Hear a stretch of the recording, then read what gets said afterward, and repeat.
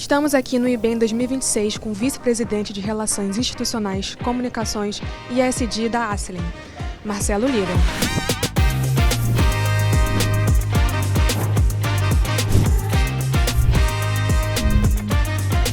Marcelo, muito obrigado por estar aqui com a gente. E eu começo a entrevista perguntando, diante desse cenário recente que nós temos, com essa alta do petróleo, como é que a produção da refinaria de Mataripe foi afetada?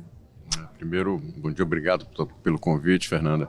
Muito bom estar aqui com o Brasil Energia. Veja bem, a refinaria ela é uma processadora de petróleo, então ela é afetada pelo preço de petróleo, seja ele no momento de subida ou de descida. E a relação é absolutamente direta. No momento que o petróleo sobe, a refinaria que compra petróleo, que é o nosso caso, somos uma refinaria independente, nós não temos área de exploração e produção, Então a gente compra um petróleo mais caro. Então, esse preço naturalmente passa a ser repassado no preço dos combustíveis, que são os produtos que a refinaria coloca a serviço da sociedade no final do seu sistema de produção. No momento que os preços caem, da mesma forma, a gente repassa a queda do mesmo jeito. Então esse momento de alta instabilidade, ele gera de fato uma apreensão maior e a gente precisa ficar acompanhando de perto a produção. Agora, por outro lado, como é uma refinaria importante, nós somos aproximadamente 14% do refino nacional, a gente entende também a nossa responsabilidade no abastecimento, especialmente da Bahia e do Nordeste. Então a gente tem procurado colocar a produção no máximo possível, considerando essas condições macro de preço de petróleo. A refinaria tem operado com carga elevada e a gente está colocando disponibilidade da sociedade, gasolina, diesel, querosene de aviação, bunker oil, dentro dessa capacidade que a gente tem realizado na planta com segurança de processo, garantindo que a gente está produzindo com absoluta segurança e também dentro dos fundamentos de questões ambientais na produção do nosso combustível. A gente fez um investimento significativo nos últimos anos, procurando preservar bastante ou melhorar a nossa pegada ambiental de um modo geral. Então a gente considera esses dois fatores, segurança e pegada ambiental, e produzimos um combustível de origem fóssil com a menor pegada possível até o momento, graças a esses investimentos que a gente realizou. Certo. Quanto que a refinaria produz atualmente e quais contratos vocês têm com as produtoras? Hoje, nós quando pegamos a refinaria, aproximadamente 4, 5 anos atrás, nós pegamos ela com em torno, produzindo na média 200 a 205 mil barris. Nesse momento hoje nós estamos produzindo em torno de 280, 290 mil barris após os investimentos realizados na refinaria. Nós temos contratos com as principais distribuidoras, e os contratos estão fluindo normalmente dentro das cotas da distribuidora e até quando possível entregando mais do que a cota quando a distribuidora solicita. Certo. Em relação à nova MP, a 1340/2026, que zerou a importação do diesel e aumentou sobre a exportação, qual a sua opinião sobre isso? Ele zerou o PIS/COFINS sobre o diesel e sobretaxou a exportação em 50%. Vamos dividir em duas partes aqui. Primeiro falar sobre o PIS/COFINS primeiro, assim, conceitualmente.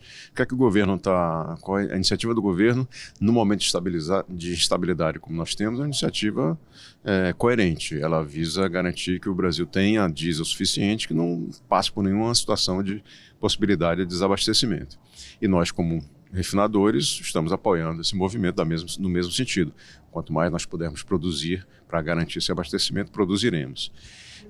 Com relação ao PIS/COFINS de exoneração do diesel, ele tem um efeito imediato importante, interessante, porém, ele precisa, para as refinarias independentes, ele precisa ser acompanhado da desoneração do PIS/COFINS no petróleo dedicado à produção desse diesel. Caso contrário, eu gero aqui um crédito de PIS/COFINS que a empresa refinadora acumula, que ela não consegue fluir esse crédito na venda dos combustíveis. Então, isso pode sugar o caixa da empresa e acabar tendo um efeito negativo, contrário do que a medida pretende, que é exatamente garantir preços mais estáveis e, portanto, produção mais firme também. Então, a medida é boa, mas precisa ter esse complemento da desoneração do PIS/COFINS do petróleo que produz esse diesel para quem compra petróleo, que é o caso da Acelen. A segunda questão, que é a sobretaxa da exportação, ela conversa com a primeira, porque se você desonera o diesel e deixa ele desonerado, você pode criar uma competitividade para o Brasil exportar esse diesel. Então ela vem em complemento da primeira e faz todo sentido. Mas, novamente, uma ressalva aqui, desde que a sobretaxa seja aplicada apenas e exclusivamente sobre o diesel rodoviário, que é exatamente a intenção do governo, né? Hoje existe uma certa dúvida se os outros produtos da mesma NCM, que é a classificação contábil do diesel rodoviário, estariam sobretaxados ou não. A gente entende que não, que essa sobretaxa fica restrita ao diesel rodoviário. E aí sim faz todo sentido também que ocorra essa sobretaxa. Se ela for para outros produtos, tem vários outros produtos, como por exemplo o MGO, que é o chamado, entre aspas, diesel marítimo. Esse produto o Brasil exporta. Então, se você cria uma sobretaxa no MGO, aí você tem um produto que é naturalmente exportado, sobretaxado, isso vai começar a desequilibrar toda a cadeia produtiva, inclusive a capacidade de produção das refinarias independentes. Certo, Marcelo. E assim, além do downstream, a Acelen tem operações com conteúdos renováveis. E um desses projetos é a biorefinaria. Como é que anda? Qual é o andamento que está atualmente? Tá, Fernanda. Deixa eu dar primeiro um review aqui no projeto inteiro, né? Eu comento especificamente sobre a biorefinaria, né? Esse é um projeto de produção de 1 bilhão de litros de SAF, que é o querosene de aviação renovável, ou de HVO, o diesel verde, né? Qualquer uma percentagem entre um e outra, né? É uma refinaria flex, né? E ele envolve um investimento de 3 bilhões de dólares e um plantio de 180 mil hectares de área com uma cultura brasileira que é a macaúba. Tá produzindo, extraindo óleo dessa macaúba e a partir desse óleo produzindo esses dois biocombustíveis. Tá? É um projeto extremamente competitivo e nós já avançamos no ano passado em etapas muito importantes. O principal marco do ano passado foi a inauguração do AgriPark, que é o nosso centro de tecnologia para desenvolver geneticamente a planta da macaúba e produzir mudas em escala para serem plantadas nas nossas fazendas. Começamos em 2026.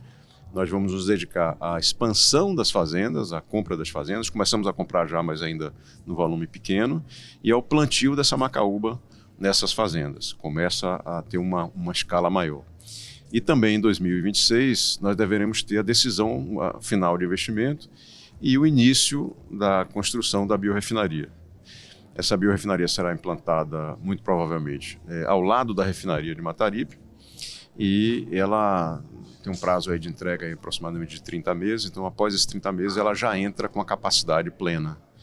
Vai entrar com a sua capacidade plena, mas a macaúba ainda não vai estar pronta para ser colhida. Então, até o momento que a macaúba comece a chegar na produção, na extração do óleo, nós processaremos outros óleos, UCO, óleo de soja, óleo de milho e tal, um blend desses outros óleos e para entregar ao mercado o que o mercado já quer, que são esses biocombustíveis. Tá?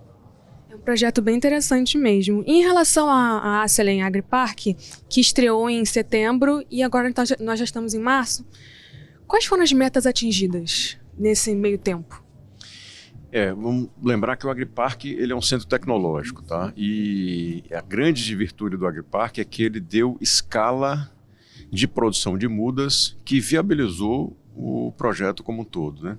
Então nós temos muita tecnologia lá de produção de mudas, um processo que se chama escarificação da semente, que é você tirar um pouquinho, um filmezinho da semente para que ela possa germinar. E a gente conseguiu fazer com que o índice de germinação, que na natureza ocorre naturalmente, né, em torno de 3 a 5% das sementes, nesse processo tecnológico nós conseguimos ampliar o índice de germinação para acima de 80%.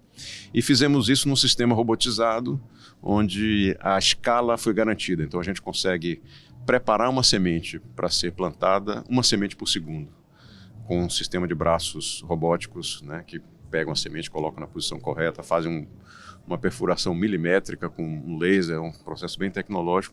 Então esse sistema foi testado, está implantado e está em produção. O AgriPark hoje, portanto, está em carga produzindo as mudas com uma estimativa de produzir no primeiro ano, ou de ter capacidade de produzir 10,5 milhões de mudas por ano. Essa é a meta anual do AgriPark. Essas mudas começam a ir para campo, já algumas já foram plantadas, a gente tem mais ou menos uns 500 hectares plantado já com macaúba. E também tem um desafio importante, que é criar as primeiras variedades clonais desenvolvidas dentro de casa, com o objetivo de aumentar a produtividade, diminuir o tamanho da árvore e num terceiro objetivo tão importante quanto é aumentar a concentração de óleo por fruto, né? Então já tem um trabalho de genética, vamos dizer assim, dentro do Agripark para entregar esses melhoramentos na planta da macaúba. Entendi, Marcelo. E a Aslen também tem um pé ali na energia solar. Em dezembro, o Complexo Solar Iracê 1 entrou em operação para fornecer energia à refinaria de Mataripe. E a Aslen pretende investir em outros projetos solares, em alguma outra nessa caminho? Olha, nesse momento nós estamos concentrados na produção de biocombustíveis. A gente entende que, do ponto de vista de transição energética, aliás, a Selen ela nasce com esse objetivo de fazer transição energética, né? A gente coloca um pé na energia de alto carbono, com o objetivo de dali ser um pilar forte, né, sólido, para ter um projeto consistente em transição energética, combustível de baixo carbono. Então a gente entende que a nossa vocação, preliminarmente, é produzir combustíveis de origem fóssil ou de origem renovável. O que o IRC1 permitiu para a gente foi que nós diminuíssemos a nossa pegada de carbono na produção de combustíveis fósseis, porque a planta é integralmente dedicada à substituição de energia elétrica que a planta antes consumia do sistema. Então a gente pode garantir que boa parte da energia elétrica que nós consumimos hoje vem de um parque solar implantado, investido pela Selen. Então a utilização é muito mais interna do que como hoje, pelo menos hoje, nesse momento, como mais uma unidade de negócio que nós estaríamos atuando na área de solar. Não, nosso objetivo agora, nosso foco agora é biocombustíveis, portanto é continuar com a refinaria produzindo bem, de forma competitiva, atendendo a sociedade nas suas necessidades de mobilidade e ao mesmo tempo investir esses 3 bilhões de dólares nesse projeto de produção de biocombustíveis. Entendi, Marcelo. Muito obrigada por conversar com a gente e eu agradeço novamente por você ter disponibilizado o seu tempo. Um grande prazer estar aqui com vocês, acho que não é a primeira vez que estamos juntos. Pode contar conosco, espero que a Selen possa estar junto com o Brasil Energia por muitas temporadas e espero que vocês tenham a oportunidade também de visitar a gente lá no Agripark, que é um centro que vale a pena conhecer, tem muita inovação nessa área de produção de mudas, que eu acho que vai colocar o Brasil numa posição diferenciada nessa área de biocombustíveis. O Brasil tem uma oportunidade única, aliás, essas crises vêm por oportunidades também, né? A gente tem a oportunidade de ganhar um pouco mais de autossuficiência na produção de combustíveis fósseis, mas temos a oportunidade também grande de agora, nesse momento, alavancar a produção de biocombustíveis, garantindo uma segurança energética para o Brasil, para o futuro, independente desse momento de estabilidade.